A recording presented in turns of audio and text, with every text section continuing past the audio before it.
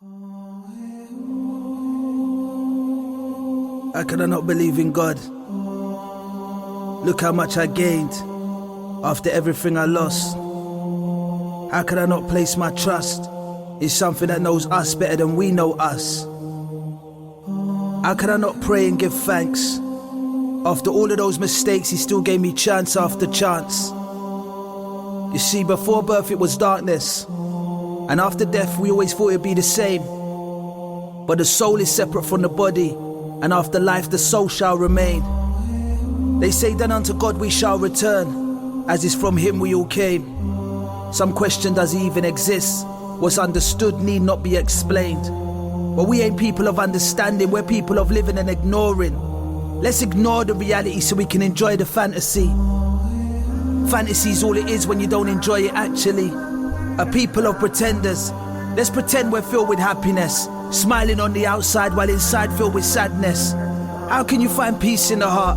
How can you find peace in the heart if you don't have a connection with the one who created the heart? We can worship the clothes and we can worship the cars, but we don't worship the one who created the moon and the stars. It's crazy when you look at life. I grew up poor, so I was generally unhappy, and immediately I believed that success was in materials and money. So we praise those who have the most, we look up to them and label them celebrities. Wishing we had a life like theirs, while they're wishing they had a life of simplicity. They spend a life trying to avoid the cameras, we spend our time trying to be in front of them. We praise them for their beauty and their talent while we ignore the God that created them. That's like thanking the waitress that brings the meal but disregarding the chef. That's like praising the beauty of a building but not the architect. You're amazed by the brain of the designer of the aeroplane. What about the designer of a bird or a brain? Sad reality, we become a nation that don't worship the creator, but we worship His creations. Have you ever been to the mountains? Go to the mountains, stand upon them, ponder on them. Look at the clouds that hover over them. Look at the sky, try and understand the life of the birds that fly.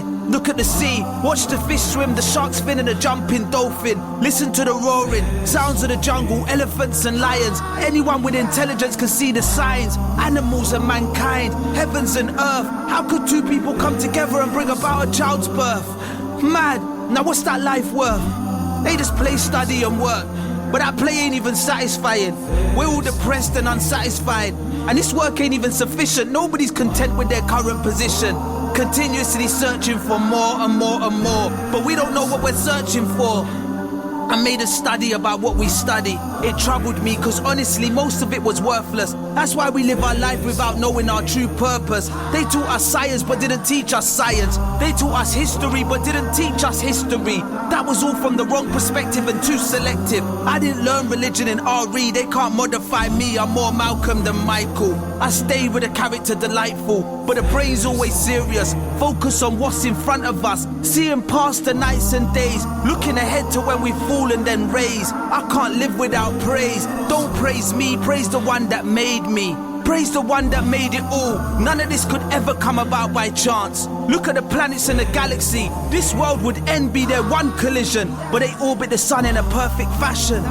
Imagine life without God. Imagine life without God. We was broke, prayed for money, then the door knocked. We was scared, prayed for safety, then the car stopped. And when it didn't, we kept the faith and saw the benefits another day. Welcome to Breaking Stereotypes on Ramadan Radio 87.7 FM. I am your host, Zainab Zaeem-Sattar.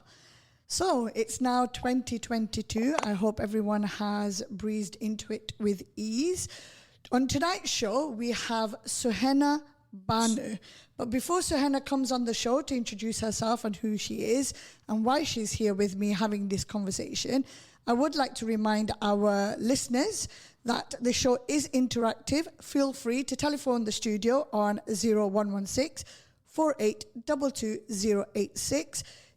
You can also send a text message or a WhatsApp on 077 488 55055. And if you're feeling a little bit shy, then you can also chat with us through Facebook on Ramadan Radio FM.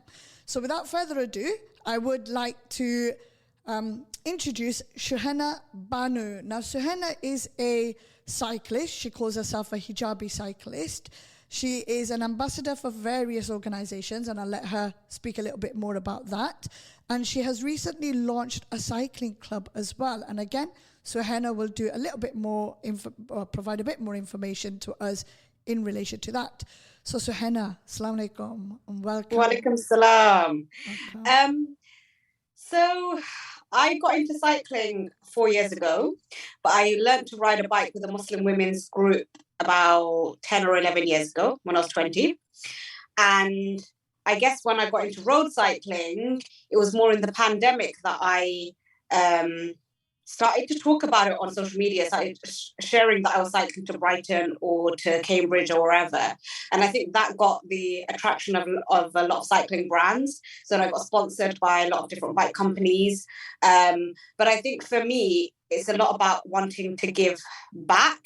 And I think for me, my day job, I'm a lawyer, and I also feel like the advocacy side of me wants to get young girls into cycling. I volunteer with the Girls Project, and I started up Sister Cycling Club, which is a parallel Instagram page with a young Muslim girl who races, to inspire like our community, but also to make cycling feel like it's a hobby and a sport that they can engage with, whether it's as a casual leisurely thing or whether it's something that they want to have as like a professional career. I wanted Muslim women across the globe, because I've got followers in Kuwait, in Kenya, in Australia, in New York, all these Muslim women who cycle that have connected with me. I want to create communities as well.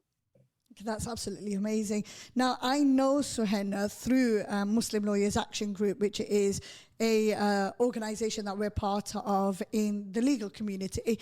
And what really inspired me about you, Shuhena, was the fact that you actually did ride from UK to Paris. Now, I know you've been to another place, and that's the one I'm aware of. Are you able to give me just a little bit more information about what actually inspired you, or what made you desire to cycle all the way there? How did you do it? Who did you go with?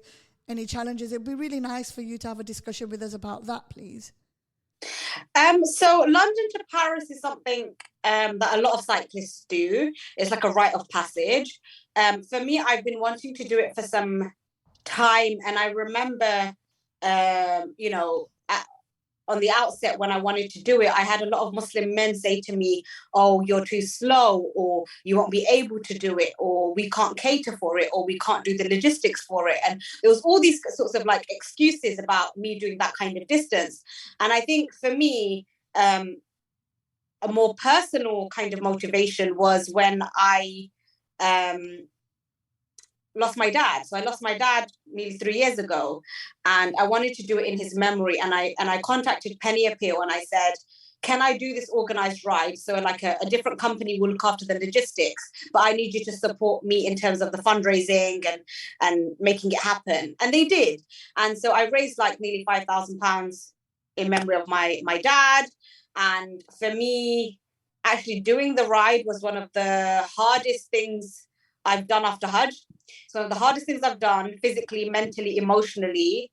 But I think having that grieving element, I can't really explain to people that cycling really helped me with my bereavement and helped me with that acceptance and that loss of someone that you love so much, but using cycling as a platform to grieve and to come to terms with losing my dad as well. Okay, well, on behalf of my listeners and Ramadan FM and Breaking Stereotypes, our condolences on the loss of your father, and I know what you mean. I last year had a motorcyclist from Pakistan called Zinith Irfan, known as a motorcycle gal, and she got into riding around Pakistan in memory of her father, because her father had always pushed her to go beyond a female's limits, no bars held back situation. And, I know how that feels. And I ride a motorbike, so it's not the same as riding a cycle, a bicycle, but I ride a motorbike and I know what it's like. Sometimes you just get on and you let the cobwebs loose, and it just allows you to be a little bit free. You pray your namaz, you pray your Quran Sharif, but sometimes you need a different outlet as well, or in conjunction with. So totally Oh, understand. 100%. It's an outlet. It's freedom. It's my way of expressing myself. But also when I can't connect to human beings, I've realized that I have now a relationship with an inanimate object. And I never thought that I could have this relationship with an inanimate object. And there I am with my bikes. I just like going off on a ride, sometimes just not with people, just by myself, just to process, to feel my emotions, and to kind of, like you said, prayer has its place. Doing everything else has its place. But I found something that allows me to heal and allows me to have connection with other people and to inspire people about what their limits are. I don't want Muslim women to think, I can only ride in parks. And then they're told, oh, you can do a chaperoned women's only ride to Brighton or here or there. I would love for them to feel like, you know what, I've seen Shuhena ride in Girona, and I'd love to go there. I'm going to book a flight and go. I want them to have that kind of freedom to get up and go, not to feel like, I need to ask my husband, I need to ask my dad, I need to ask this person, I need to ask that person. Oh, it's when, we put things in the far distance, in the future. Oh, when this happens, when I get my dream job, when I get married, when this happens, when that happens, oh, I will travel when I have a husband. I got told by people in my pharmacy that, how did you go to Spain with your bike? Why you don't have a husband? You should be going with your husband. No, I'm happy to go alone, and I'm happy to ride my bike, and I'm happy to live my life through two wheels, rather than wait for the next thing to happen in order for me to feel fulfilled. Yeah, I mean, like I said, I ride a motorbike, so I totally get where you are coming from. It does come down to support. One of the questions I was going to ask you, it comes down to support from family and friends. I mean, I don't want to go down the route of mehram and ghair mehram situation, because that's something that we also, from an Islamic perspective, have to remember. Certain restrictions are there for the fact that we need a mehram to come with us. Like, for Hajj, you definitely need a mehram there. But this was a conversation I was having with, can't remember who I was having it with, but we were talking about our women in Islam and how they actually do.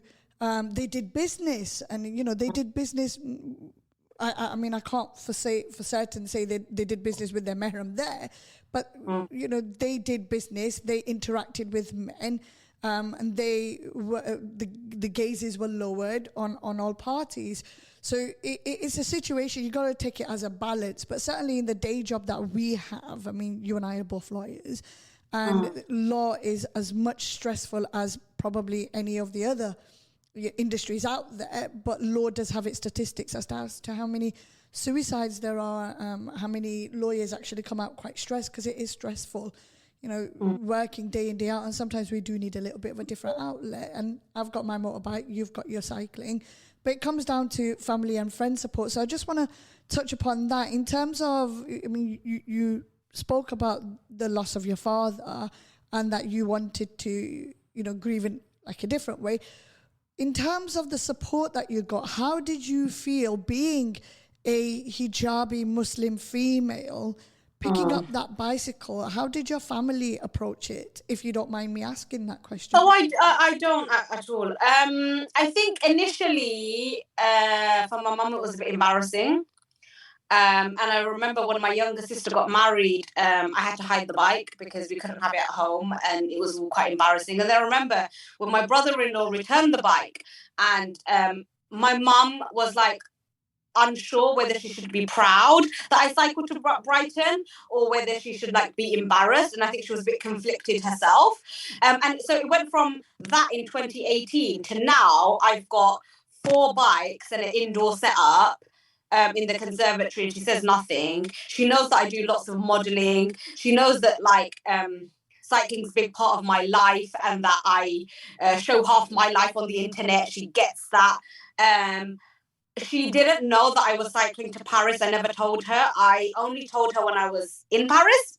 Wow. That I was that I'd cycled there, and that I was really emotional actually. I was crying a lot and saying that even though I'd done it for my dad, I couldn't share it with my dad, and I told her then. So I think with my family, they've come to terms with it. I feel like I went from auntie who's the lawyer and came home late to auntie who's on her bike all the time. And my nephew Adam, he's one, and he will just say bike all the he'll see me and he'll say bike all the time. And I think on my nieces and nephews I've had that influence. My brothers think it's quite good. My older brother will say like it's good for Muslim women to be in fitness, and like my family have become more supportive. Say a brand sends me something, and say oh, what have I done? So I'm so sorry, I've pressed something. I'm so sorry. Yeah, I feel like they've come to terms with accepting my cycling. However, I feel that the wider community will take some time to accepting it. Okay? So I have had lots of unsavory comments from Muslim men about what my dead dad would think of my cycling. Okay, I've had unsavory comments about how I dress. My aura isn't covered or something. I think there's a lot of in the community, not a lot of acceptance, you're talking about mahram and stuff. I'm not promoting one way or the other. It's just, for me, I found it quite difficult to find Muslim women who are at the same level as me. So this meant that, in my club, if I've had to ride with men, I'm riding with men because there's not really a lot of choice and stuff. And I think I've thought about it a lot because more recently I've experienced a lot of Islamophobia, both with brands and with the club that I was with cycling. And so it's made me make more of an effort with the Muslim women and say, how can I uplift them to get to that level of riding with me?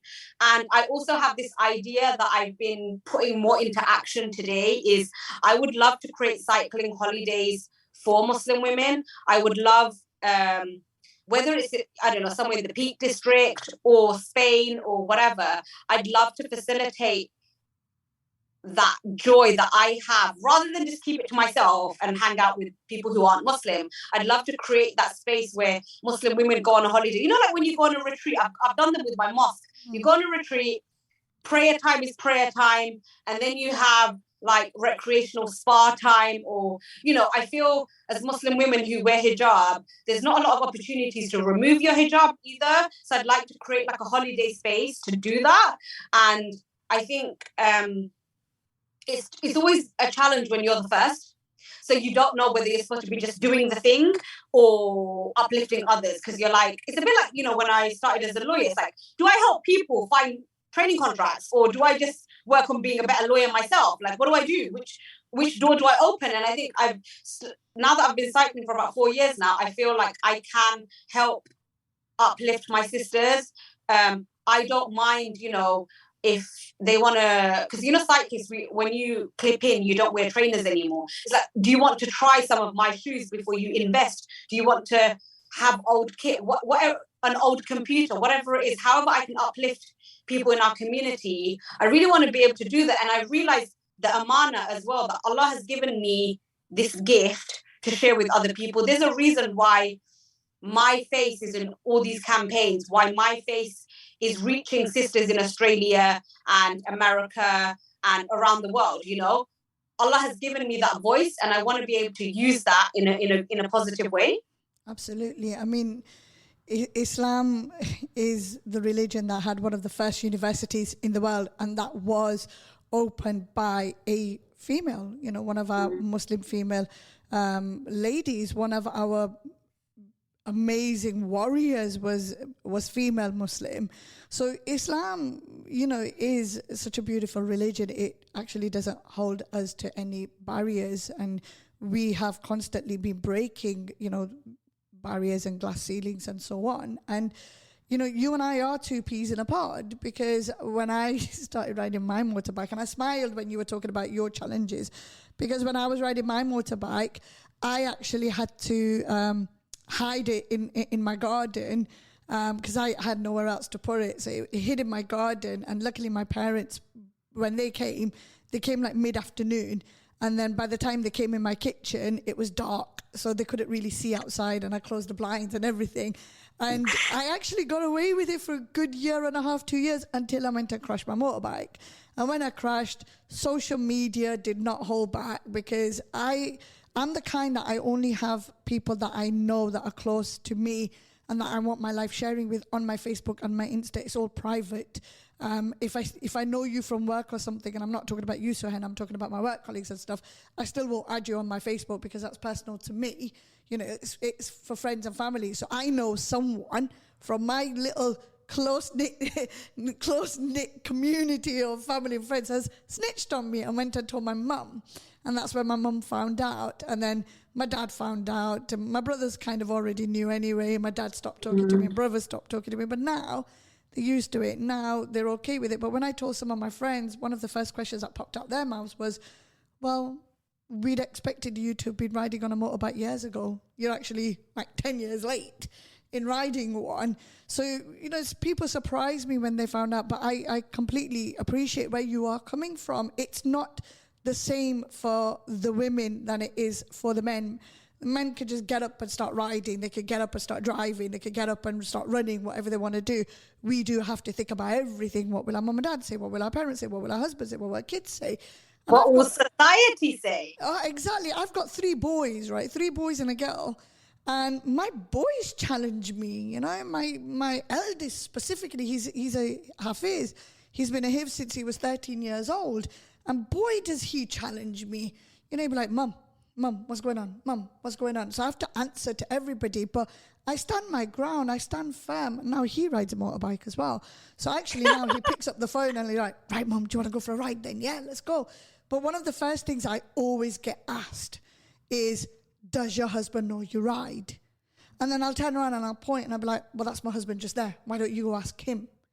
You know, and I'll have to point to my hubby if he's with me. And sometimes if I'm on my own, they expect, you know, they look around, they expect a male to turn up, and it's just me rocking up to Cobden Street in Leicester having pani puri, you know, because I've gone out for a ride and I got hungry or thirsty, you know, any of those situations. So it's not easy, Shuhena. And I agree. And the sheer irony of it is that these men who think that it's their place to educate me or give me nasiha or blah, blah, blah, they're not my mahram either. So my point is, like, it's great you want to educate me, but also you have no place in my life. So as in, you shouldn't be on my Instagram or my WhatsApp or my anything. If that's the kind of views you have, that's great. You should be stricter in your own conduct, right? Yeah, why are you even talking to a woman? And I think that's the real challenge, because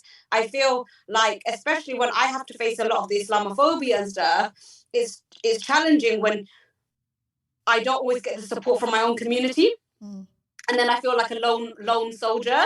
But I feel that if there were more women, because I have a lot of people on my Instagram, like friends and family, who have never like tried cycling, but have felt inspired. You know, I have lawyers tell me that they've got plenty of money, but they don't know which bike to buy, and they all want my advice and stuff. You know, and I think that's really refreshing. And I think when I took a couple of young Muslim girls to the Oakley launch, so I was on an Oakley advert, and they had a dinner, and I took these Muslim girls and their mum to this Oakley launch, and then they saw me and my face all across Brick Lane, and my face projected on the advert in Shoreditch High Street Station. And can you imagine, as a 9 or 10-year-old girl, you're seeing that, but what I'm saying to them is that it could be them as well.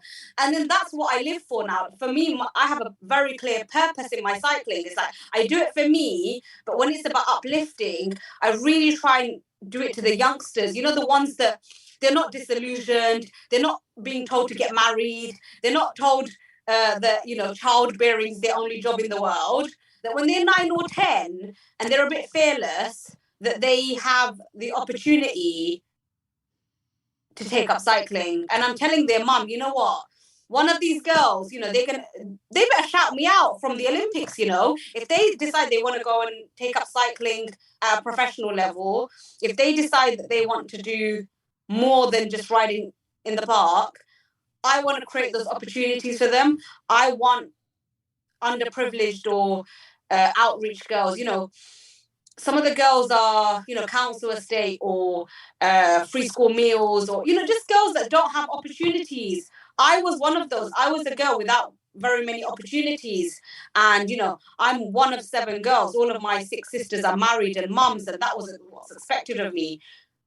But I'm like, I wanted my career and I want to do as much as I can in cycling. So later this year, there's a ride called Le Jog. So it goes from Land's End in the corner of Cornwall to the highest point in Scotland, in John O'Groats.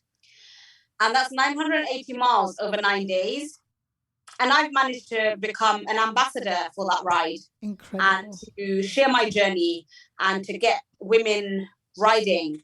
And I think there's a lot, you know, from the men at Muslim Charity who were saying to me that I can't ride, or I'm too slow, or this or that or the other. I need to stay in the park. It's just like little milestones for me. It's like, okay, first I went to Cambridge and Brighton. Girls weren't doing that. Now they're getting the opportunity to do so. No one's gone to Paris. I went to Paris. How many more girls can go to Paris? Then I went to Girona, which is like cycling hotspot for the pros. I was riding right next to the professional team. Wow. So how can we get girls thinking about that? And then it's like Le Jog, again, is one of those trodden paths that a lot of cyclists, it's on their bucket list to do. And alhamdulillah, I've got the opportunity to do it. And it's like crazy elevation and it's camping. So I'll be riding my bike like 100 miles a day and then sleeping in the tents. And I really want the opportunity, and also to like help the organizers to get more women and women like us to do stuff like that. I said to them, you do know I can't go to the mixed camp. You do know that I can't be drying my hair in the mixed camp. And it's just like little education piece. They hadn't thought that through. They were like, okay, fine, we'll have you as our ambassador, but haven't thought the logistics of like, actually, I wear hijab, so I don't really want to be in the men's camp or the mixed camp and things like that. And how can I get women to think? And for me, the ultimate bike ride for me is to do the Hajj ride. So many men have done the London to Makkah Hajj ride, but no women have. And I would love to be that woman. I'd love to be that woman who gets to ride to Makkah. Because I've been on Hajj, but I've not been on a bike to Hajj. And I think there's all these little things that men have, you know, you say breaking the stereotypes. Quite often, in fact, more than often, it's the men in our own community that are telling me that I can't do it. Absolutely. And I want to prove them wrong. And I want other girls. It's a bit like, you know, university. You're told you can't go to university. Oh, it's not a done thing. Then I went to university, and now like half my family are all going to university. Now they're told they can't do apprenticeships or whatever, you know? Yeah, absolutely. I completely agree with everything that you said. And in terms of, you know, I just wish some of our listeners could actually see well, they can't see it, but I've got goosebumps on my arms right now when you've been talking about it. And you know, we've got a couple of messages come in, and that really warms my heart, because it's a testament to know that people are actually listening. I mean, we are on the radio, so it's difficult to see, you know, who is listening, who isn't. But we've had a few messages coming in, and I'm just going to read them, Shuhena, if you don't mind. Sure. One of the messages we've come in says, incredible, powerful and inspiring sisters talking today. Jazakillah, thank you so much for the sister who sent that in, or brother, I'm not sure who sent that in, but Jazakillah khair so much for that. And the other one is, mashallah, women in the time of the Prophet, peace be upon him, rode camels, absolutely, and they fought in battle. Islam frees women, absolutely, 100%. And this is something that I constantly talk about. I'm in no means, Shuhena, somebody who is affluent in Islam. I have my flaws. I have many flaws. And I am not a mufti, an alim. There's things I'm constantly learning. But at the same time, I know enough. And like I said earlier, one of our most fierce and famous warriors was Muslim female. One of our university founders, the first ever university ever to be opened up was one of our Muslim females. So Islam actually empowers women. It doesn't oppress. It empowers. And you know, for motorbiking as well, I've had lengthy discussions about motorbiking. There's nowhere that says that women aren't allowed to motorbike, but we still get the prejudices. But the prejudices we get is friends, family, and all our community. Generations are changing, times are changing, but what you touched upon in terms of being an ambassador, but at the same time raising awareness, that's key. Because right now we live in a hostile environment, Shuhena, and there's just so much hostility towards men, women, our children, and our religion itself. Doesn't matter what color, creed, race, religion we are, you know, there is a lot of hostility, especially towards Islam. And it's raising that awareness, it's educating them, it's telling them, explaining to them why it's a choice at the end of the day, it's not oppression. So I want to bring it back to the ambassadorship that you do. So you've already mentioned yourself that you do, you an ambassador for Oakley. I know you're an ambassador for Cannondale and for Saris. So if you could just explain what an ambassadorship is for our listeners, because I mean, I'm a lawyer, but just because I'm a lawyer doesn't mean I know what an ambassador is. So if you could just explain in, you know, a couple of sentences or a few words, what you actually do. Yeah, I think it's tricky because on our online space, when you're an ambassador, it usually means you're an influencer, and it means you're a content creator, and you know, you make fun reels and TikToks and that kind of thing. There's an element of that which I've had to embrace. And more often than not, you'll find ambassadors are full-time content creators. So like it's their job to have a YouTube channel, and then they'll have their bike and their accessories all kind of sponsored by different brands. For me, I've done some of that, but for me, it's more about storytelling. So the reason why I work with Cannondale and with Oakley and with other brands is that sharing my story on their platform is important, because when I first started doing this and I modeled for Rafa, and I had so many Muslim women around the world connect with me, not from my Instagram, but because they'd seen me on an advert or they'd seen me in a campaign. And it meant that my reach was growing, that I could reach our Muslim brothers and sisters around the world, that I wouldn't have had the opportunity to do so. I think what's also important, when I first started modeling, I sent a picture to the Sheikh I went Hajj with. And I said, what do you think? Because it was a bit weird for me as well. Like, I don't know where all these followers are coming from, and I don't know how to like manage this relationship. And he was always reminded me that it's good dawah, that you are showing a positive representation of Islam. Even now, you know, today, if you look at my story, there'll be cycling and then there'll be a Quran quote, or there'll be it's Ramadan or something. Like, I don't remove myself from Islam. You know, when I cycle to mosques in Woking or Cambridge, I go with my bike and I go to pray just like everybody else. But I've chosen to cycle there. And I think also it gives people who have never heard the adhan or who have never heard like the Quran or whatever, that opportunity to do so, because they follow me for the cycling, right? And I think not just connecting with Muslims, it's also like I said, I've experienced a lot of Islamophobia, and I put a post up about it the other day, and there was a man who says, I'm a white male 60-year-old man, and I always see you smiling on a bike. And I'm so like, he was like horrified to hear that I was experiencing Islamophobia from people who were supposed to look after me in a bike club, right? And then I think, oh wow, I don't just have support from Muslims, I also have support from people who aren't Muslim, but they see what I'm trying to do and they support it and they can engage with it.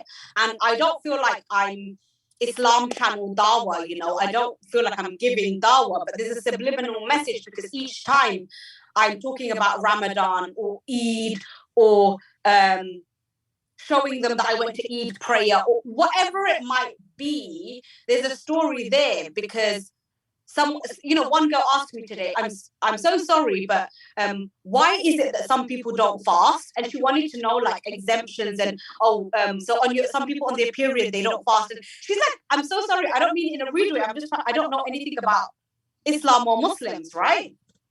She's a girl with like 80,000 followers. She's a big cycling influencer, but she put Ramadan Mubarak and tagged me because she wanted to share that she cared and she's learning. And I feel like, for me, I never felt that responsibility at the beginning, but I'm starting to feel more of that responsibility and amana. Like, yes, I'm an ambassador, so I talk about the products and I talk about the bikes and the accessories and the shoes and the things that I get sent. It's almost like doing a product review when you're an ambassador. I guess it's no different to if you were, I don't know, a makeup influencer or some other kind of product person sharing your experiences of the bikes, the accessories and things. But also I realized that it's important to amplify the story of Muslim women by sharing my stories on these different platforms, because on Oakley, before me, I don't think you would have seen a Muslim woman on the Oakley platform. There aren't that many Muslim hijabi athletes. The few that there are, I can name them. So because there's very few Muslim hijab wearing athletes, there's a lack of product for us, right? So then for me, I use all different types of products, the bikes, the computers, the shoes, all of it. And then it's like, okay, I even got approached by a company saying, oh, we've made a hijab. Would you like to try it? Right? So it's almost like we have to show that we're there in order for them to make stuff for us. Absolutely, it's our presence. But you said earlier that your face was, all over Shoreditch station. Now I'm just picturing myself coming off the tube station, walking out and seeing a Muslim female in a hijab staring straight back at me in a city where we can sometimes have imposter syndromes more often than not. Now imagine that feeling. Imagine knowing that we are being seen, we are being heard, and that's what it comes down to. And I hear a lot, and I see a lot, and I read a lot, and I'm reading lately things like we are imposing our religion on those who this country belongs to. This country belongs to all of us. I'm sorry, we fought in your war just as much as you fought in our war. This country is ours just as much as it is yours. And we have earned our place here. As we say, we've earned our place at the table. It's our time to be seen. It's our time to be heard. We're not imposing anything on you. We are just abiding by what is rightfully ours. And it's about time. It's about time we were seen and we were heard. So Shuhena, for you to, if it's taken you to get on your bicycle and have your face all over Shoreditch, fantastic, because you are paving the way for our younger generation. It's something that I've discussed in my other shows. Our parents, or certainly my parents, are the first generation to come over from abroad, to come over from India. They've brought with them their traditions, their mentality, their way of living, and imposed that on us. They've done what they can, the best way they can. So with your mother, Shuhena, where she couldn't understand, couldn't comprehend it, that is because of the way they were brought up. In my mum's family, all her brothers, and she's got quite a few, are all highly educated. All my mamas, everybody highly educated, but none of the women are. Because as educated as my nana was, my grandfather was, he didn't believe in sending the women to university. Whereas my dad himself absolutely loved the idea of women going to university. He always supported me. It's just I left home when I was 17 years old. He never got the opportunity for me to go to university when I was with him. So times are changing. And like for me, for my daughter, I want her to fly an aeroplane. I've told her, I don't care what you do. I don't care if you get a degree or don't get a degree. I don't care. But you are riding that plane. You are getting what's known as a private pilot license.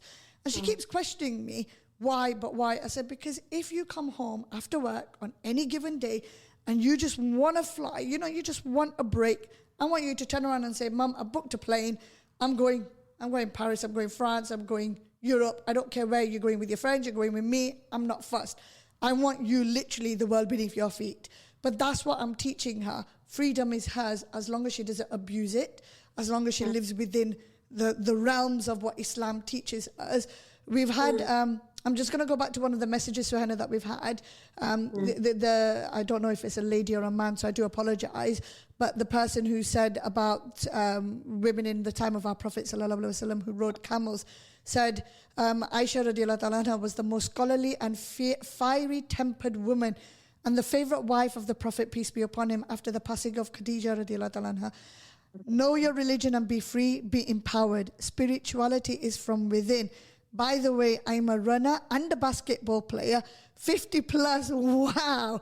And I'm thinking of riding a motorbike, dad in leather, and I'm a Muslim. Clad in leather, clad in leather, and I'm a Muslim. Alhamdulillah. You know what? Please do reach out to me if you are thinking of riding a motorbike. I would so love to have a riding partner. There are quite, she's all woman, by the way. Jazakallah khair for that. I do need or would like another Muslim female rider. Now, Shuhena, you probably have. You said you've opened up a cycling club. You probably can interact with other Muslim females. I unfortunately can't. The biking community for me is massive, especially within Leicestershire. Absolutely massive. And we are all brothers and sisters. We all ride together. We all do everything together. They've helped me when I've crashed. I've crashed a lot of motorbikes. And they've all been there. And some of my female riders are absolutely amazing. But none of them are Muslim. And they've never, ever made me feel alone. And that's the beauty of the motorbiking community. They've never let me feel alone. But sometimes it would be nice that if we're going on a ride... to have other Muslims, right? Like, I feel like that. I feel like I can go... when I was on holiday, there was no Muslims. I was literally having a shower and thinking, I'd love to create that cycling holiday where there's halal food. Absolutely. I finished a bike ride and I'm vegetarian. I don't want to be vegetarian. Yeah, or we stop for a biking ride and we quickly go pray namaz. It would be so nice to have that. Wouldn't it be nice that you have allocated, like, when you go and pray, it's not weird because part of the Islamophobic comments were about the adhan and how the adhan means East London is governed by Sharia law, and I was absolutely appalled. But they said it on a WhatsApp group, not expecting a 200-member group to have Muslims in it. Oh, no. It must have said it thinking, because obviously I'm not wearing my hijab in a WhatsApp conversation, am I? No. And you don't know who's on the group. And there's actually 3 other Muslims, 2 brothers and a sister in that group. And they were like, let's stick to bike chat. And I'm so outspoken. And I said, no, why are we sticking to bike chat? Because there's people who think they have the license to speak as they feel like, and I don't accept it. And even now, Velo and British Cycling, they're up in arms. They don't know how to deal with this situation because you know why? There aren't enough Muslims lobbying and saying, this is unacceptable, right? Absolutely. But wouldn't it be nice that 12:20 the adhan goes and you're with other people who also want to pray, right? For me, it would help me because I'd probably end up missing that prayer because I'm by myself and I don't feel comfortable or whatever. But if there's other people, you know that they're going to encourage you, they're going to support you. I got sent on Instagram these Daki wudu socks. There's all sorts of things you can do to facilitate your salah. There's no excuses, really, Absolutely. right? Even if I'm not dressed appropriately, I can carry something to dress and pray, right? Absolutely. There's really no excuse. So I just feel like if I had more people who shared my values and beliefs, it would be amazing and I have spoken to a Muslim women's group to help me do the logistics of a cycling holiday. I would love for there to be halal food, for there to be like a women's only spa, for there to be recreational activities. I think also there's a lot of things in our community that we don't speak up about, like a lot of women who are single and they're not married, to create an environment for them, right? Absolutely. Like, if you want to go on a holiday, you can go with other women. Absolutely. I'm going to have to interrupt you there because we literally have 1 minute and 11 seconds left, and I really want to make sure that you are able to give a golden nugget to our listeners. To all our listeners out there, if you are listening on the radio, whether you're watching on Facebook or YouTube, Shuhena has launched a sister cycling club, sisters_cycling_club, to uplift women, to create a safe space from what we wear to how we smash down stereotypes and the patriarchy, one pedestal at a time. Absolutely wonderful. Thank you so much, Shuhena. We have literally 40 seconds left. Can you please give a quick golden nugget to anyone listening anyone thinking but is unsure and sitting on the fence? If you don't know how to ride a bike, learn how to ride a bike. There's always like the next milestone, the next goal or whatever, but you need to take it one step at a time. So I find that in our community, they think they need to do everything at once. No, you don't have to be all or nothing. You can do that one little thing first. Absolutely. I agree with you, Shuhena, and that's something that we know as lawyers, but it's always good to be told that. So I just want to say a huge thank you to Shuhena, huge thank you to our radio Ramadan